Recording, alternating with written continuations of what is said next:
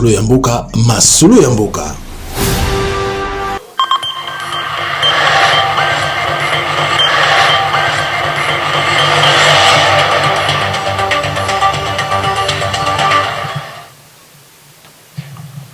Mesdames et messieurs de la presse, bonsoir. La volonté de voir des jeunes Congolais émerger et devenir millionnaires, mais bien au-delà de cet engagement, au niveau du ministère, du gouvernement plutôt, dirigé par Madame la Première ministre Judith Suminwa, nous avons pour la première fois, Monsieur le ministre, un ministère chargé des PME, des PMI et de l'industrie.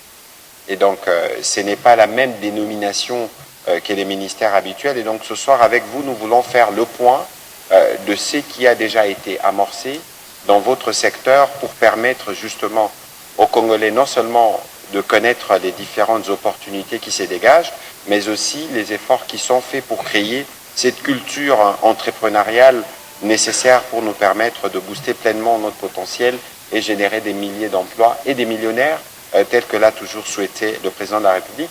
Monsieur Luatum Kabamba, bonsoir, bienvenue pour la première fois dans ce cadre de redevabilité. Merci beaucoup. Alors, quels peuvent être vos mots introductifs pour nous résumer ce que vous avez mis en place comme politique pour ces secteurs cruciaux pour le développement de notre économie?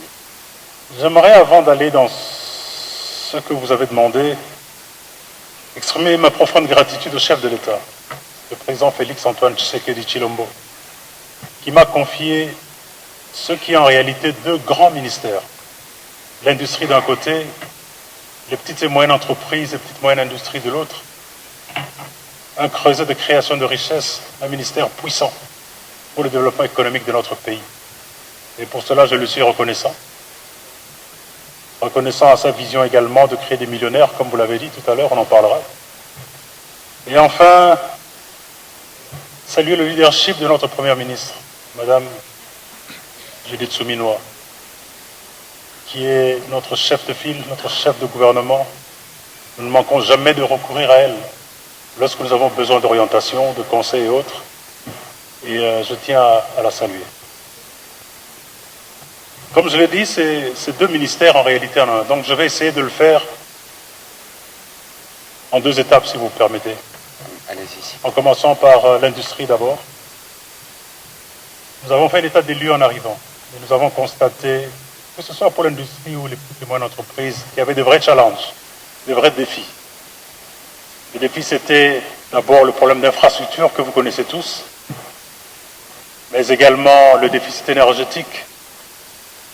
Et puis enfin, les problèmes de financement et le climat des affaires aussi en général. Voilà un peu ce que nous avons trouvé. Mais ce que nous avons trouvé aussi de très intéressant, c'est l'esprit entrepreneurial très poussé dans notre pays. Dans tous les coins et recoins de la RDC que nous avons visités, nous avons trouvé un entrepreneuriat complètement décomplexé, des jeunes qui sont prêts à donner le meilleur d'eux-mêmes, mais qui n'attendent que cet encadrement pour pouvoir le faire, parce qu'ils restent souvent dans l'informel, ayant peur de cette fiscalité, parafiscalité haute qu'ils jugent souvent punitive. Alors, sur le plan industriel, nous avons basé notre approche sur trois piliers essentiels. Le premier, ce sont les zones économiques spéciales. Nous avons voulu développer. Le deuxième pilier, c'est le refinancement et la remise sur pied des unités industrielles dans notre pays. Et troisièmement, une sorte de diplomatie économique pour attirer les investissements étrangers, pour booster l'industrie dans notre pays.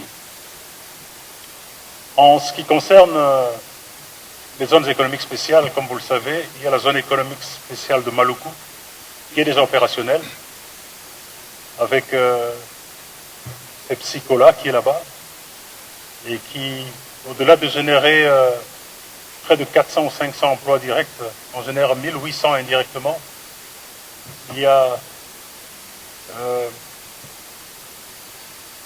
la structure qui fabrique les carreaux, qui d'ailleurs nous a annoncé dernièrement commencer à faire les premières exportations de carreaux, ce qui est très encourageant. Et bien sûr, il y a la zone économique spéciale de Kinmalebo, qui est en cours de réception maintenant. Les travaux sont très avancés d'aménagement. Pour ceux qui ont suivi l'actualité, il y a 2 mois, j'étais à Kolwezi. C'était pour lancer la zone économique spéciale de Moussampo, qui est porteuse de beaucoup d'espoir pour la chaîne de batterie. À terme, c'est une zone économique spéciale qui va générer 20 000 emplois directs et 20 000 encore indirects, au total près de 40 000 emplois. Et qui va propulser la RDC réellement dans le carré des pays qui réellement profitent de cette transition énergétique pour capitaliser là-dessus. Parce que nous avons les minéraux critiques qu'il faut. Voilà donc les initiatives. En termes de diplomatie économique, nous avions été dans plusieurs pays. Les retombées vont se faire sentir au fur et à mesure. Une des premières retombées de notre voyage en Chine, je pense que vous avez vu le lancement il y a près d'un mois, ou un peu moins d'un mois, de la Cité de Chine, un investissement de près de 200 millions de dollars qui va générer environ 10 000 emplois directs et près de 30 000 emplois indirects. Et qui déjà, bien que ce soit en phase sur 3 ans, va générer déjà les premières étapes d'opérationnalisation à la fin de cette année déjà, 2025. Voilà un peu en ce qui concerne l'industrie, le secteur industriel. Nous avons également consenti, chers collègues, à un investissement de près de 50 millions de dollars dans ce secteur industriel. Comme j'ai dit, il faut relancer l'outil industriel dans notre pays. Il y a la Sotexki à la Chopo qui avait déjà connu une première tranche d'investissement. Nous venons encore de déclencher une deuxième phase par le FPI de 6 millions de dollars qui sera suivie immédiatement après d'une phase encore d'environ le même montant du Trésor. Parce que Sotexki, ce n'est pas seulement les 400 ou 500 emplois directs. C'est en fait un écosystème de près de 55 000 cotonculteurs. Et cet écosystème s'étend de Bazouélé jusque en Ituri, à Mahagi, à Djégou, où il y a même des usines de grainage de coton. C'est donc d'un coup, on touche 500 000 cotonculteurs. Et je crois que c'est une très bonne chose. Il n'y a pas que Sotexki que nous avons financé, il y a la filière sucrière dans le Kivu, dans le sud Kivu, à hauteur de 9 millions de dollars à Souki. Il est fort dommage que cette guerre injuste qu'on nous a imposée par les forces étrangères ait mis fin à cela. Mais je connais la résilience de notre industrie. Nous allons rebondir encore plus fort et repartir de plus belle. J'ai également une très bonne nouvelle en fait pour les étudiants entrepreneurs, parce qu'il y a quelques mois j'ai lancé le concept étudiant-entrepreneur. J'ai sillonné quelques universités pour dire aux étudiants, vous n'avez pas besoin de terminer votre master, comme vous les appelez maintenant, ou en termes de LMD, comme vous faites. Il faut compter vos premiers milliers de dollars ou millions de dollars. Vous pouvez être étudiant. Et en deuxième année, en troisième année, comptez vos premiers millions de dollars, comme on le voit ailleurs. C'est ainsi qu'avec FPI, nous venons de financer le projet Okapi à hauteur de 9 millions de dollars. Il y a plusieurs composantes dans ce projet-là, mais une des composantes les plus intéressantes, c'est d'équiper près de 40 universités à travers toute la RDC avec des imprimantes 3D, des imprimantes 3D modernes. Je ne vous apprends rien, avec les imprimantes 3D modernes aujourd'hui, vous pouvez imprimer tout, y compris toutes les pièces de moteur d'une voiture électrique ou à combustion. Vous pouvez faire tout ce que vous voulez, à partir du clou jusqu'à la pièce mécanique la plus sophistiquée. Tout ça, c'est pour booster l'entrepreneuriat estudiantin. Et bien entendu, du côté du secteur entrepreneuriat,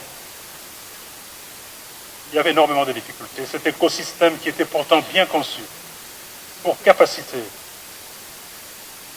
pour former, pour financer, pour donner des marchés aux entrepreneurs, nous l'avions trouvé en panne par manque de moyens. Et donc la première des choses, il fallait s'atteler à leur donner quelques moyens. Cela a été fait au moment mandat. Près de 7 millions de dollars ont été disponibilisés, qui ont été répartis entre l'ANADEC, entre le FOGEC et la PROSEM, pour pouvoir capaciter les entrepreneurs, pour pouvoir leur servir de fonds de garantie pour qu'ils aient des financements à faible taux d'intérêt et qu'on puisse faire un monitoring de la croissance de ces entrepreneurs au travers de la PROSEM. Monsieur le ministre, vous allez continuer, mais il y a quand même besoin de faire une petite démarcation. L'ANADEC, la PROCEM, le FOGEC, pour ceux qui nous suivent, parce que tout le monde n'est peut-être pas aussi informé que nous sur ces structures qui accompagnent l'entrepreneuriat en RDC. Très bien. Ici, je dois saluer, c'est une très bonne question, je dois saluer le travail fait par mes prédécesseurs de concevoir cet écosystème. Parce que, voyez-vous, l'entrepreneuriat, c'est un état d'esprit, c'est une école, c'est une culture qu'il faut acquérir.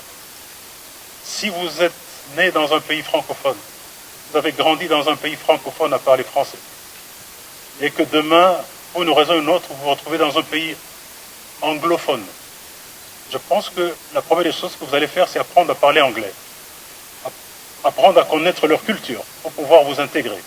L'entrepreneuriat, c'est exactement la même chose. C'est un nouveau monde, très différent du monde que l'éducation élitiste que nous avons reçue du temps des Belges, qui nous apprend à étudier pour aller chercher de l'emploi. C'est très différent de ce monde. C'est un monde où vous devenez créateur d'emplois. Il faut acquérir la culture entrepreneuriale.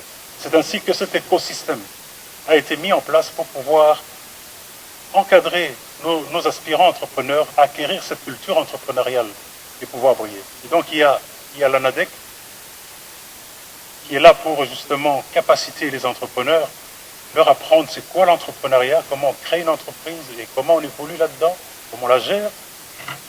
Et puis il y a le FOGEC, qui est le fonds de garantie pour l'entrepreneuriat, qui est là pour servir de fonds de garantie. Parce qu'un jeune entrepreneur qui va aujourd'hui auprès d'une banque avec un projet d'affaires, l'argent lui sera prêté à un taux qui est au-delà de 15 ou 20%. C'est impossible pour cet entrepreneur de faire face à ça. Un jeune entrepreneur a besoin d'un accès à un financement à taux réduit. 5-6%, et même pour les jeunes, avec le FPI, nous sommes allés même jusqu'à 4% de financement pour les entrepreneurs. Et bien sûr, une fiscalité allégée, j'en parlerai plus tard. Donc ça, c'est le FOGEC. Il y a l'ARSP, parce qu'une fois que l'entrepreneur est capacité, une fois qu'il a pu avoir des garanties de financement, il faut lui donner des marchés. Parce que c'est là qu'il va faire de l'argent. Et l'ARSP est là justement pour donner les marchés à ces entrepreneurs-là. Et enfin, il y a la PROCEM, qui doit faire un monitoring de tout cela. Et à ce que tout puisse se passer tel que prévu. C'est l'acronyme de l'agence pour la promotion de la classe moyenne. Et elle a un caractère vraiment pour regarder bien dans les statistiques et voir vraiment qu'il y a un suivi de tout ce qui a été fait. Pour que justement on voit cette classe émerger. Voilà donc un peu ce qui fait l'essentiel de l'écosystème d'encadrement des entrepreneurs. Nous avons mis de l'argent là-dedans, comme j'ai dit, environ 7 millions de dollars, mais nous avons également simplifié la façon de financer ces différentes structures, en faisant un nivellement automatique. Dès que la redevance est arrivée, elle est répartie de manière automatique pour que ces entreprises ne soient pas en panne d'argent. Maintenant, est-ce que c'est assez? On peut en débattre, ce n'est pas assez. Nous devons faire plus, parce que la RDC a un entrepreneuriat qui foisonne. C'est plus de 100 millions d'habitants que nous avons. Et la RDC, nous sommes des très grands entrepreneurs, je l'ai vu partout où je suis allé. Et donc il faut davantage de moyens pour pouvoir faire tourner tout cela. Voilà donc ce qui a été fait. Dans le cas de l'entrepreneuriat, il y a également beaucoup de projets qui sont venus pour financer ces entrepreneurs-là. Il y a le projet d'autonomisation des femmes qu'on appelle Transform. C'est près de 300 millions de dollars qu'ils sont en train de dépenser présentement. Ça pourra créer 25 000 emplois. Financer 25 000 entrepreneurs. Et cela pourrait aboutir à la création de 75 000 emplois. Et au-delà de ça, je crois que vous avez appris dernièrement le lancement d'un projet qu'on appelle Vijana. Tout cela fait partie des synergies que j'ai initiées entre les différentes structures d'encadrement dont je vous ai parlé, ANADEC, FOGEC, autres, et FPI aussi, bien qu'FPI soit plus du côté industrie. J'ai commencé depuis un certain temps parce que j'ai compris que les entreprises travaillaient un peu trop en silo. Et j'ai instauré un système dans mon ministère où toutes les 2 semaines, je me mets autour d'une table avec toutes ces structures pour qu'on cesse de travailler en silo, qu'on ait plus de focus sur la création de richesses et l'encadrement des entrepreneurs. Et une des premières retombées de cette synergie, c'est le projet Vijana, où nous avons pu dégager 2 500 000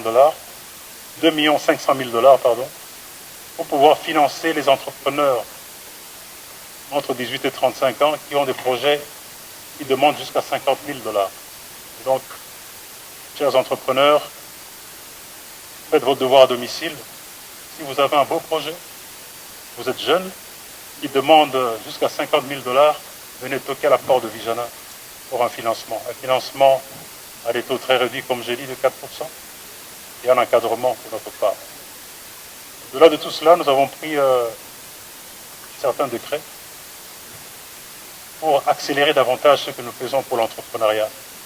Parce que, comme je l'ai dit plus tôt, il est impossible que nous créions des champions dans notre pays si nous ne leur donnons pas un accès au financement des taux réduits et si nous ne baissons pas le fardeau fiscal sur eux. C'est ainsi que nous avons pris un certain nombre de décrets qui ont été approuvés en Conseil récemment, donnant des avantages fiscaux, parafiscaux et douaniers aux jeunes entrepreneurs, aux start-up et à l'artisanat, et plusieurs autres avantages d'encadrement, y compris même l'octroi d'un congé pour ceux qui travaillent dans une entreprise et qui veulent créer leur structure.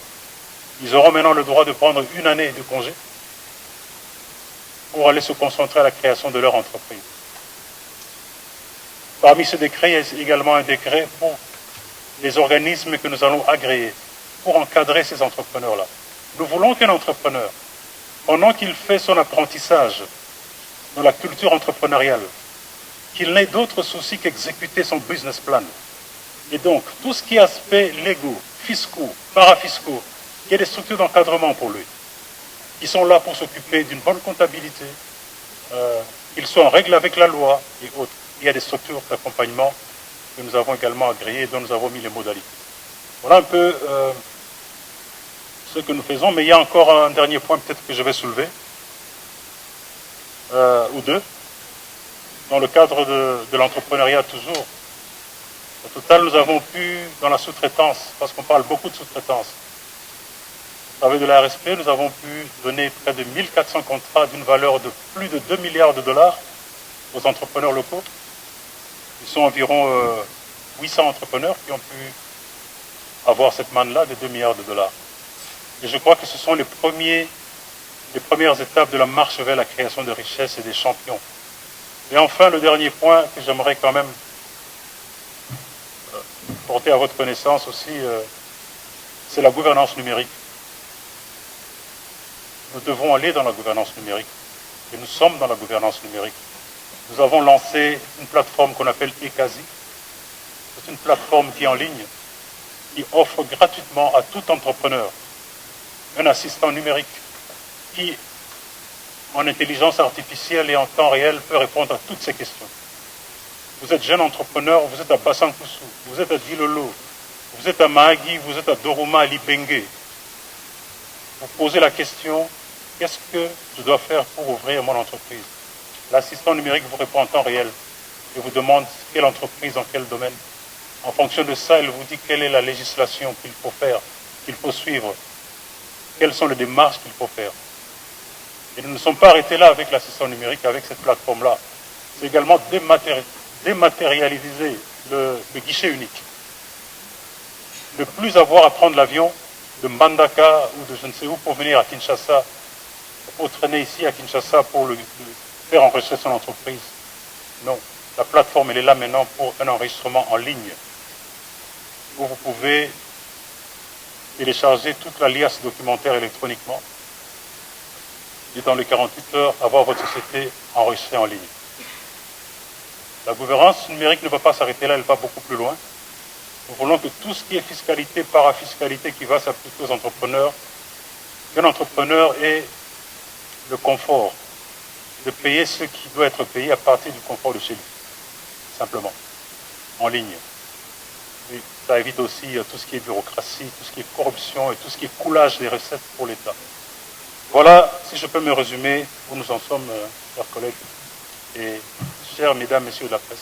Pour réagir d'abord à la question sur l'honorable Martin Fayulu, souvenez-vous que le 22 février, nous étions avec le président de la République qui rencontrait les élus de la majorité.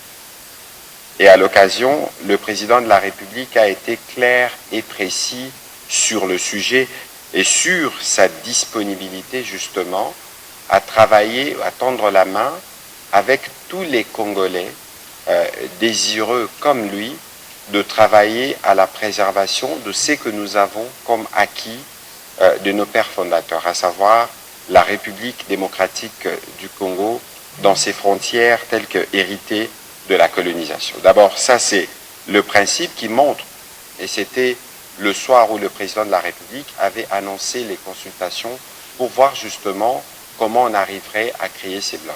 Et donc, j'ai suivi effectivement les discours de l'honorable Fayulu qui rentrent dans ce cadre. Je pense aussi, et que j'ai vu la réaction, vous avez vu sûrement la réaction de la porte-parole du président de la République, qui illustre ce que nous vous avons toujours dit ici, que le président de la République était profondément un homme de paix, que le président de la République était disposé, avec les autres Congolais désireux comme lui, de se battre pour la préservation de ce que nous avons de plus cher. Dans un contexte où nous avons vu se faire un bloc autour de l'axe du mal. Lorsque je parle de l'axe du mal, vous savez bien de quoi je parle, et lorsque vous voyez cette tentative malsaine de vouloir congoliser l'agression qui vient pourtant de l'extérieur, aujourd'hui nous avons besoin, et j'espère que vous-même vous en ferez part, d'un bloc des patriotes qui vont mettre fin à toute initiative tendant à ouvrir à une quelconque forme de légitimation, entre guillemets, de ce que fait le Rwanda en RDC sous des fallacieux prétextes. Et donc, il faut considérer que, évidemment, il y aura des détails qui suivront sur comment cette disponibilité du président de la République sera traduite en action pour la rencontre avec le président de décider.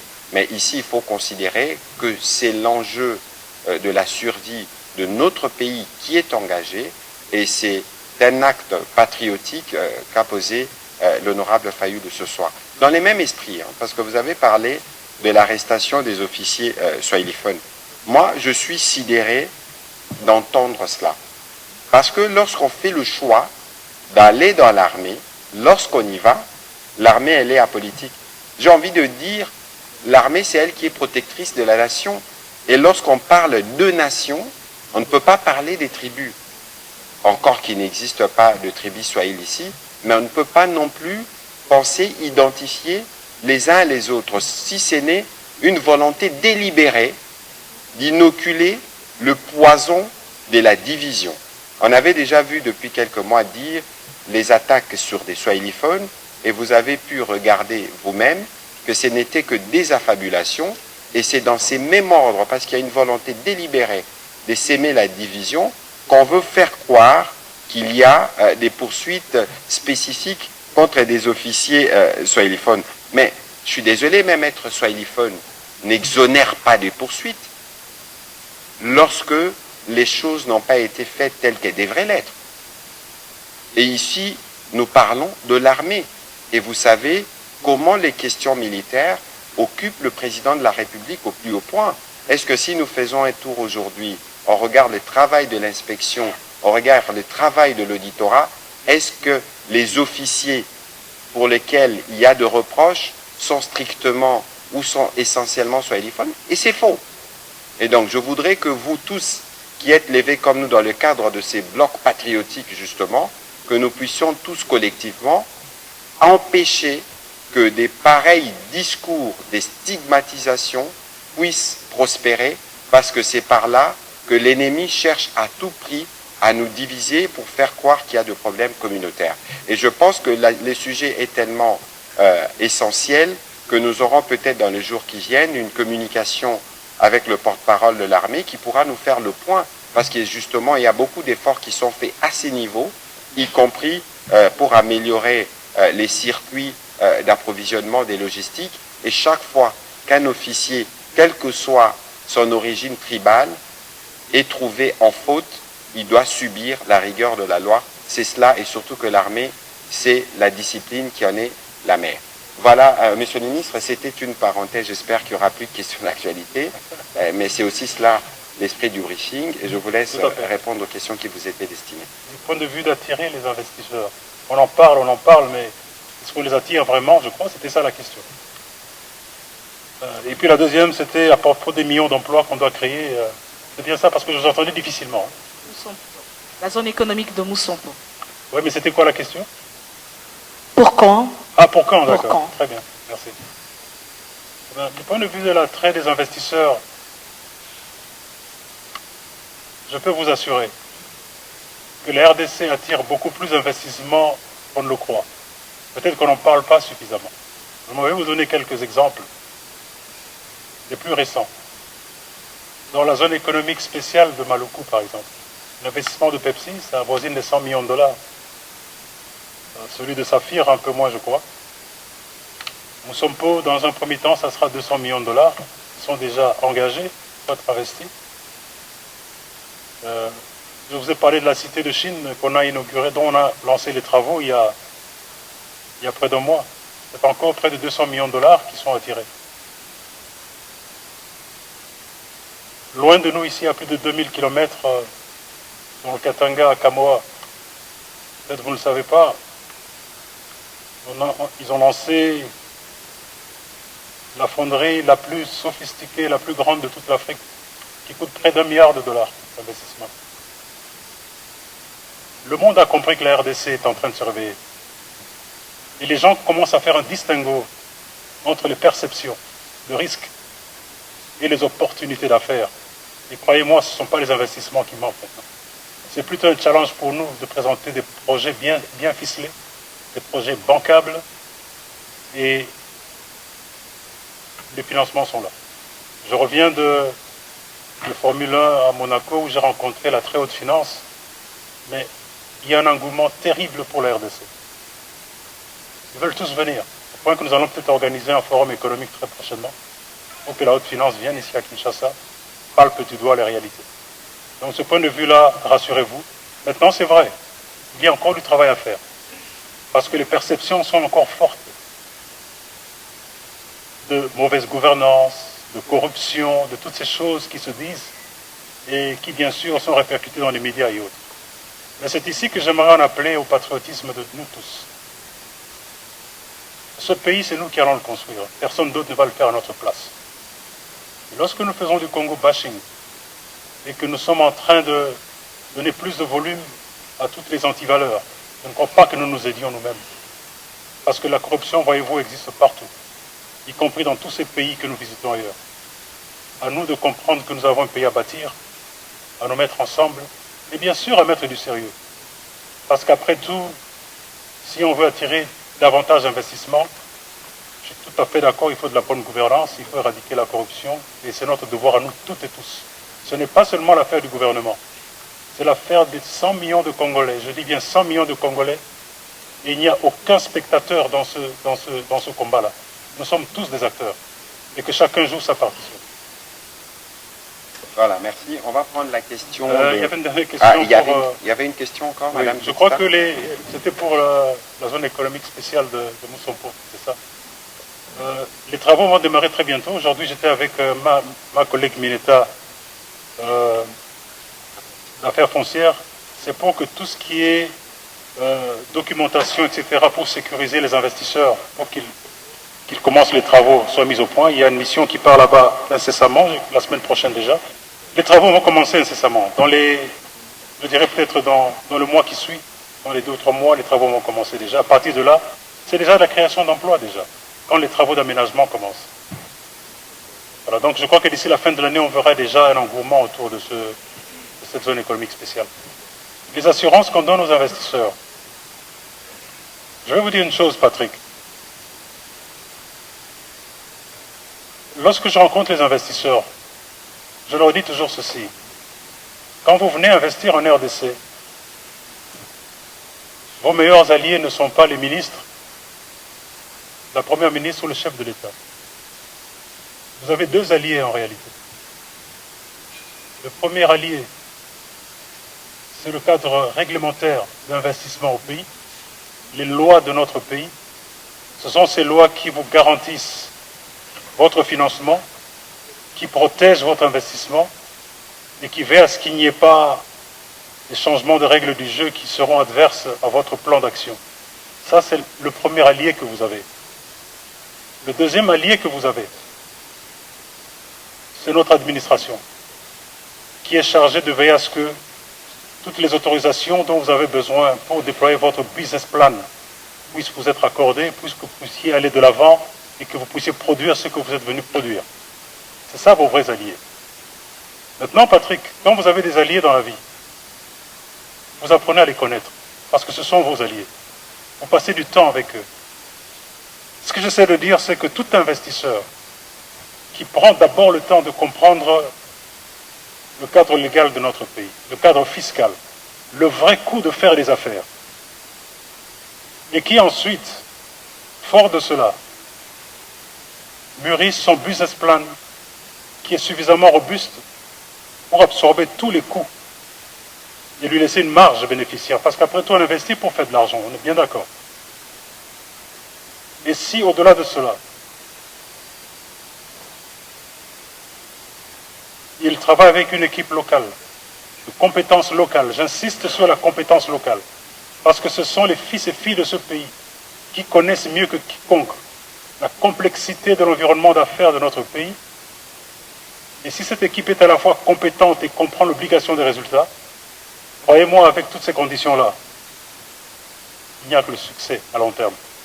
Je ne le dis pas théoriquement, je ne le dis pas pour vous faire plaisir, je le dis parce que je l'ai fait sur des investissements de l'ordre de plus de 15 milliards de dollars, sur 3-4 différents projets miniers avant de joindre le gouvernement. Je l'ai fait une fois, je l'ai fait 2 fois, je l'ai fait 3 fois, je suis prêt à faire ça pour la 4e fois, parce que je sais comment ça va marcher, ça va marcher. Les Chinois ont compris ça, ils ont amené les capitaux de la technologie tout de suite. Ils ont la dominance dans le secteur minier, par exemple. Les Occidentaux restent frileux. C'est maintenant qu'ils se réveillent avec l'Amérique de Trump. Il faut comprendre qu'il faut vite venir. Ils sont les bienvenus. Nous allons les encadrer aussi et faire de même pour qu'ils aient aussi du succès. Donc ayez vos apaisements de ce point de vue-là. La RDC est un pays fabuleux. C'est encore un des rares pays au monde où vous avez des retours d'investissement fabuleux, au-delà de vos rêves les plus fous. La corruption. Vous savez, je l'ai dit tantôt, et je l'ai souvent dit pour ceux qui me suivent, souvent, la corruption, c'est le poison ultime. C'est le cancer qui annule même tous les efforts d'un gouvernement. C'est la corruption qui fait que même les jeunes talents que vous êtes, les jeunes entrepreneurs, n'arrivent pas à avoir les opportunités d'affaires qu'ils méritent. Que les jeunes diplômés qui cherchent du travail n'arrivent pas à trouver les emplois qu'ils méritent. C'est la corruption qui fait ça. Et malheureusement, parmi ces jeunes, certains vont prendre un carnet qui a souvent une couleur de couverture bleue ou verte ou rouge qui s'appelle un passeport, et ils sont partis de ce pays. Et là où ils vont briller. On n'a justifié que 9 millions sur 511 millions. Ce qui suppose que 502 millions de dollars se sont volatilisés, entre guillemets, d'après le temps. Mais alors, en faisant juste un peu de recul dans la forme, c'est lui qui parle derrière ces rapports. Est-ce qu'il a pris le soin? Moi, j'ai vérifié. De discuter avec les agences. Parce que c'est que nous, on a refusé, au début de ces projets, par exemple, c'est que cela ne soit rattaché directement au cabinet ou au ministère.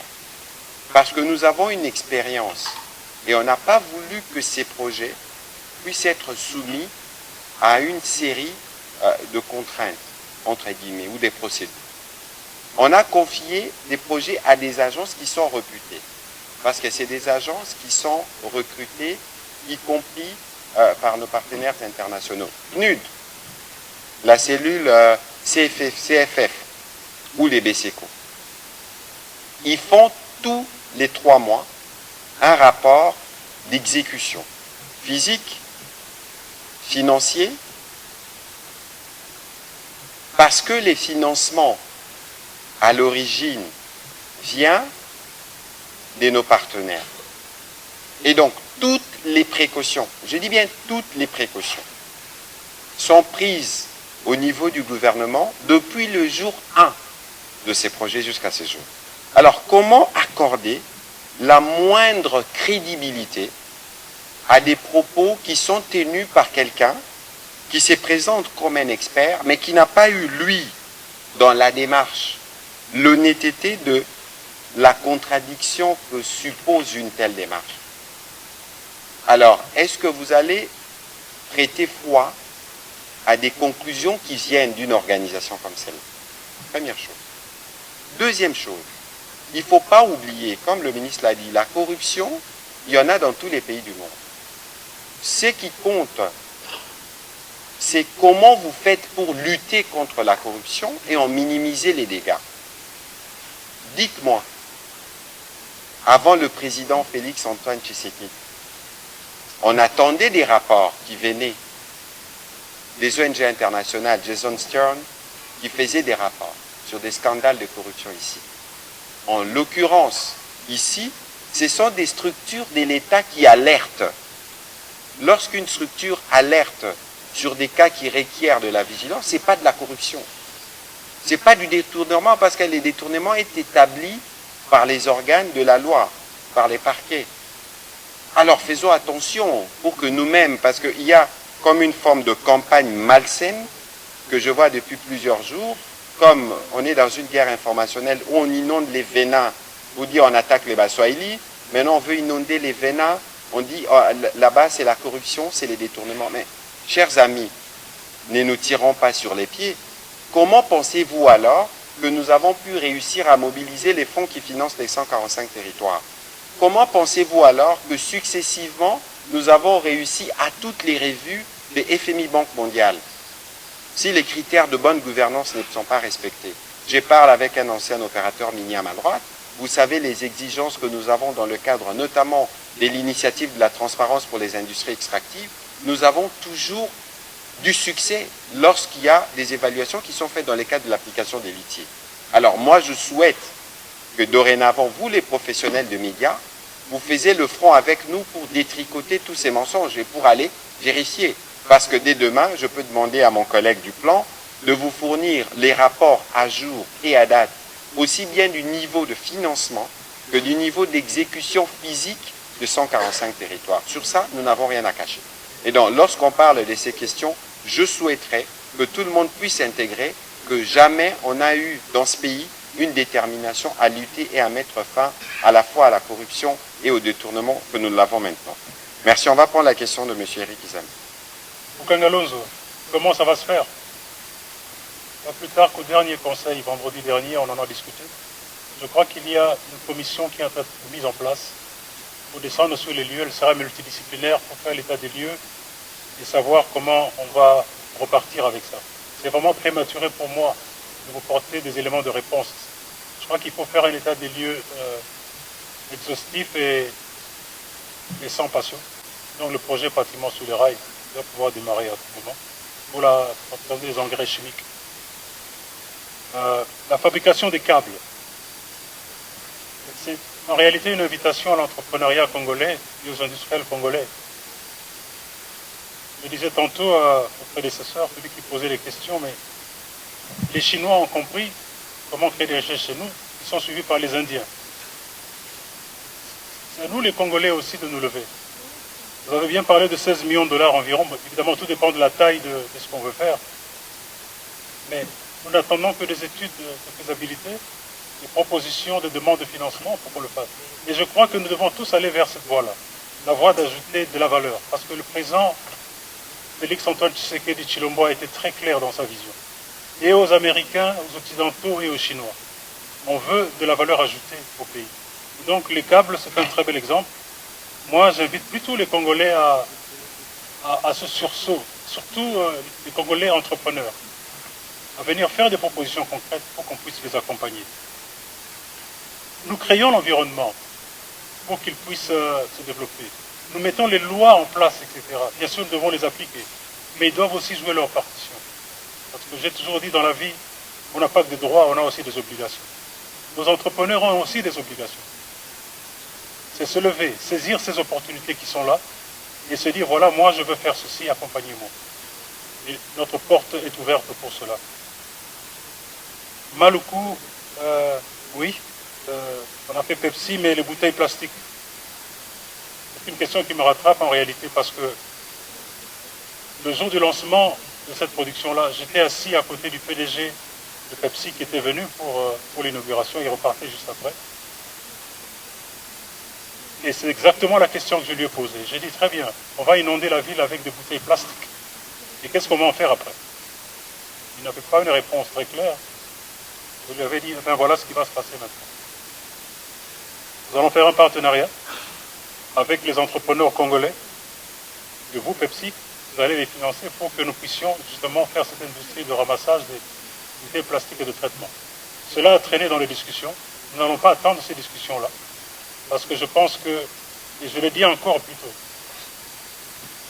ce pays, personne ne va le construire à notre place. La saleté que nous voyons dans la rue, personne ne va la ramasser à notre place. Nous allons la faire nous-mêmes. C'est ainsi qu'au sein de nos ministères, nous avons mûri un plan que nous allons annoncer dans les tout prochains jours qui va englober toute cette problématique de plastique. Pas seulement Pepsi, toutes les bouteilles plastiques qu'on voit traîner. Et en même temps faire un boost et créer l'entrepreneuriat autour de cela. Je vous demande juste un peu de patience. Nous sommes en train de mettre la dernière touche à ce plan-là, qui va aller sur toutes les 24 communes de Kinshasa, pour que nous rendions cette ville propre finalement. Parce que je ne crois pas encore une fois que c'est l'affaire uniquement du gouverneur de la ville, du maître et autres, c'est l'affaire de nous tous. Nous avons, nous, en toute modestie, notre petit plan, notre petit programme que nous avons mûri, nous allons le mettre en pratique très bientôt. Les jeunes qui ont peur de s'engager, je comprends cela. Moi qui vous parle en tant que ministre aujourd'hui, j'étais entrepreneur une bonne partie de ma vie aussi, et je comprends très bien leurs sentiments. C'est justement parce qu'il y a cette fiscalité et parafiscalité qui devient un lourd fardeau, et ils préfèrent plutôt se mettre hors circuit pour pouvoir travailler et éviter les tracasseries. Nous avons compris cela. C'est pour cela que nous sommes en train de formaliser ce secteur-là. Leur dire non, revenez dans le formel. Ça coûtera, je crois, 20 $ la carte de l'entrepreneur. 20 $ une carte qui sera valable pour 3 ans. Mais derrière cette carte-là, il y a de nombreux avantages. Il y a les assurances qui vous ont données, par exemple en cas d'accident, d'incendie ou autre. Il y a l'accès au financement à taux réduit. Et il y a l'accès aux organismes d'accompagnement de votre structure. Tout ça pour dire aux entrepreneurs, faites-vous voir, venez, en étant dans le formel, vous serez mieux accompagnés qu'en restant dans l'informel. Je crois que, et ici je demande à tous les entrepreneurs de nous faire confiance. Nous voulons voir des champions se développer. Nous ne voulons pas vous voir continuer à faire des affaires d'épicier. Des petites affaires où on tourne en rond, on n'avance pas. Mais pour le faire, il faut y mettre la forme. Et c'est la forme que nous mettons. Et tout cet arsenal de mesures d'application des ordonnances lois pour la promotion de l'industrie de l'entrepreneuriat, pour accélérer cela, ce sont les mesures d'application qui tombent maintenant, les décrets que nous sommes en train de publier. Il y a encore une batterie d'une douzaine de mesures d'application qui vont suivre encore, toujours dans le même sens, pour pouvoir bien encadrer nos entrepreneurs et leur alléger la tâche, pour que leur génie, leur talent puissent s'exprimer et qu'ils puissent réellement créer des richesses. Je vous demande de nous faire confiance en tant qu'entrepreneur. Pronadec, je n'ai pas encore été saisi officiellement. J'ai entendu parler de cette question orale en termes de lutte contre le recul chômage, mais la première réaction, c'est je ne sais pas par rapport à quelles statistiques, parce que un des grands défis que j'ai trouvé en arrivant au ministère, nous n'avons pas de statistiques. Maintenant, le chômage est en train d'avancer ou de reculer par rapport à quelles statistiques, je ne sais pas. Ce que moi je peux vous dire, c'est ce que nous faisons pour créer des emplois. Et ce que je peux, comme je l'ai dit tout à l'heure, et ce que je peux vous dire, c'est que les approches d'industrialisation et de promotion de l'entrepreneuriat, ce sont des approches structurantes dont les résultats se font sentir dans le temps. Regardez aujourd'hui la Chine, la Corée du Sud. Ce sont des champions de la batterie aujourd'hui sur le niveau planétaire. Joséphine, ils ne sont pas devenus par un coup de baguette magique. Ils ont décidé il y a 40 ans qu'ils le seront. Je dis bien il y a 40 ans qu'ils ont décidé cela. Et ils ont mis les politiques en place. Ils ont commencé à avancer pas à pas pour arriver là où ils sont. Nous n'attendrons pas 30 ans, nous n'attendrons pas 40 ans, mais comme on dit, tout long voyage commence par un premier pas. Ce premier pas, c'est ce dont je vous ai parlé ici. Nous sommes en train de mettre les jalons pour que nos entrepreneurs puissent développer, qu'on crée de l'emploi. Nous avons un plan ambitieux de 6 millions d'emplois. Il va nous demander environ 600 millions de dollars chaque année. Nous remuons ciel et terre pour que les financements soient trouvés. Une partie sera financée localement avec nos banques et autres, et l'autre partie avec les partenaires étrangers. Nous sommes conscients de la taille du challenge, mais c'est un challenge qui vaut la peine, parce que nous le faisons pour nos générations présentes et futures, et nous nous battrons pour cela. Et donc, ça se fait dans le temps, cette création de richesses et d'emplois. Et Monsieur le ministre a peut-être un petit complément rapidement sur ce que vous faites spécifiquement pour créer cette culture de l'entrepreneuriat, parce que très souvent on dit que les projets des jeunes Congolais parfois n'arrivent pas à maturation, parfois on est tenté tout de suite à acquérir une maison, une voiture, plutôt qu'à laisser tourner l'entreprise. Comment, de manière concrète, vous travaillez à transformer justement cette forme de culture par rapport à notre rapport et à ce que génèrent les bénéfices de nos entreprises lorsque nous commençons? Oui, très bonne question. Ici, j'aimerais dire ceci à nos chers entrepreneurs qui nous suivent. Au-delà des structures d'accompagnement, comme l'ANADEC, le FOGEC et autres, chers entrepreneurs, vous avez un très grand travail à faire vous-même. Nous avons eu cette grâce, et c'est encore en toute humilité que je le dis ici, d'avoir permis à quelques-uns des entrepreneurs de devenir des millionnaires. Cela fait plus de 10-15 ans. Mais si je les fais venir ici, 5 ou 10 parmi eux, et vous leur posez la question de savoir, c'est quoi le plus grand challenge pour devenir millionnaire, vous serez surpris. Ils ne vous diront pas que c'est le problème d'accès aux capitaux, au financement. Ils ne vous parleront même pas des taxes. Ils vous diront finalement, après avoir raconté toute leur histoire, que c'est un état d'esprit avant tout, la création de richesses. Un état d'esprit où on se met à l'apprentissage, où on accepte de payer le prix, où on fait l'expérience de ce qu'on appelle la solitude du coureur de marathon de longue distance. C'est quoi cette solitude-là? Vous savez, lorsque ceux qui ont fait le marathon ici, il y a des étapes de marathon où la foule est là pour vous acclamer, n'est-ce pas? Pour vous donner des oranges et de l'eau et des rafraîchissements. Mais vers les étapes ultimes de cette course-là, il n'y a plus cette foule-là. Vous êtes seul, il y a une montée raide devant vous qui reste. Et le corps ne répond plus. Les muscles ne vous portent plus. Plus du tout.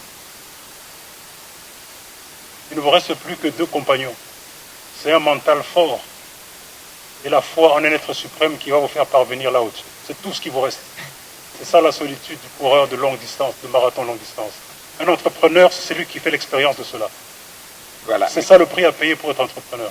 Voilà. Et si vous n'êtes pas préparé à payer ce prix-là, je crains que vous restiez toujours dans les plaintes de dire le financement, ceci, cela. Non, il y a un prix à payer.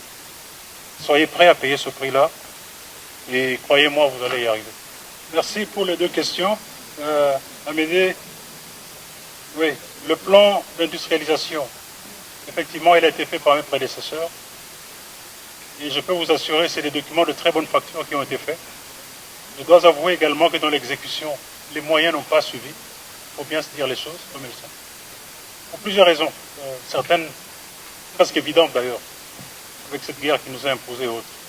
Mais je crois que nous devons être plus proactifs et être animés de cet esprit de dire, avec ce qu'on a, on va avancer. je suis profondément chrétien. Lorsque Jésus devait nourrir 5000 personnes, il n'a pas prié le ciel pour que 5000 pains descendent. Il a demandé qu'est-ce qu'on avait en main. Je crois qu'il y avait 2 poissons et 5 morceaux de pain, c'est tout ce qu'il y avait. Et le reste a été. On ira avec ce qu'on a. SINAT, c'est vrai. En réalité, je vous ai dit qu'un des grands piliers pour notre secteur industriel, dans notre approche, c'est relancer les unités industrielles de production. SINAT également est dans la liste. Nous sommes très avancés dans son financement. Il y a certaines cimenteries dont je n'ai pas parlé. À Katanda, par exemple, nous avons lancé des travaux dans le Kasaï, pour la cimenterie. New Simaiko à la Chopo aussi, nous avons lancé une cimenterie également. Bientôt les travaux vont démarrer là-bas. SINAT suivra également. C'est juste une petite question de temps. Je comprends l'empressement que nous avons de voir les choses arriver. Mais croyez-moi, même Dieu le Père dans toute sa puissance, ça lui a pris 6 jours pour créer le monde. Le 7e jour, il s'est reposé même. Et donc, c'est dans le pipeline, ça va venir. On n'a pas négligé la SINAT. Surtout par rapport aux enjeux, comme vous avez dit.